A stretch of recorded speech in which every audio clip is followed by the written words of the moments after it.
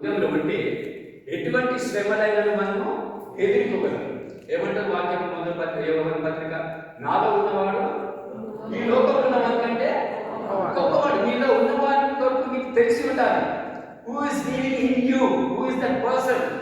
ఆ వ్యక్తి ఎవరు, మీ లోపల ఉన్న వ్యక్తి ఎవరు, what is ability, what is strength అని తెలిసి ఉంటే మనము ఈ లోకంలో భయపడము.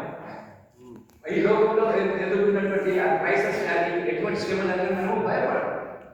ఇక్కడ కేవలము వాక్యము నిద్రిస్తున్నాం కాబట్టి ఆ యొక్క ధోరణిలో నీళ్ళు వచ్చాయి, శ్రమలు వచ్చాయి, తుఫాను వచ్చిన సముద్రం మీద. వీళ్ళందరూ ఎవరు, శిష్యులందరూ ఎవరు, వారి ప్రొఫెషన్, బెస్తవారు జాలరు కదా, వాళ్ళందరూ కూడా జాలరు.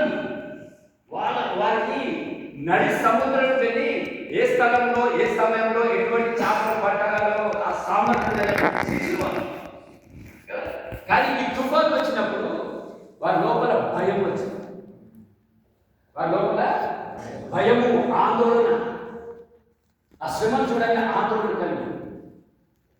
కానీ వారు ఏం చేశారంటే వారి ప్రయత్నం వారు చేశారు. అక్కడ రాయగలరు కానీ బహుశా వారు ఆ దోణిలో నిండినటువంటి ఒక నీళ్ళను బయటకు తీసేయడానికి వారి ప్రయత్నం వారు చేశారు. They tried there best to survive.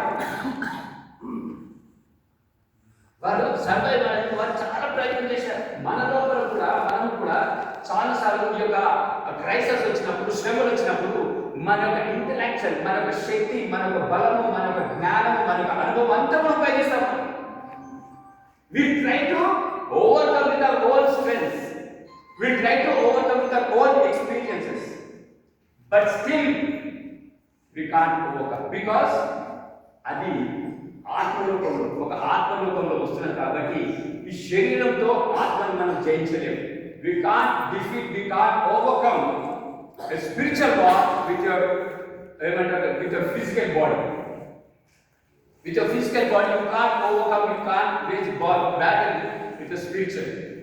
So this శిష్యులు వారు ప్రయత్నం చేసిన తర్వాత కూడా వారి సరిపోలేదు. మన ప్రయత్నం వ్యర్థం, మనం కూడా మన ప్రయత్నం, ఓకేనా, మనకు శ్రమలు వచ్చినప్పుడు మనం ప్రయత్నం మనం చేస్తాం. ఇతరుల మనుషుల మీద ఆధారపడడానికి ప్రయత్నం చేస్తాం. ఇతరుల దగ్గరికి వెళ్ళి వాళ్ళ యొక్క సజెషన్స్ ప్రయత్నం చేసుకుంటాం, వాళ్ళని డిమాండ్ చేస్తాం. How we can overcome this, but we forget who is in the boat.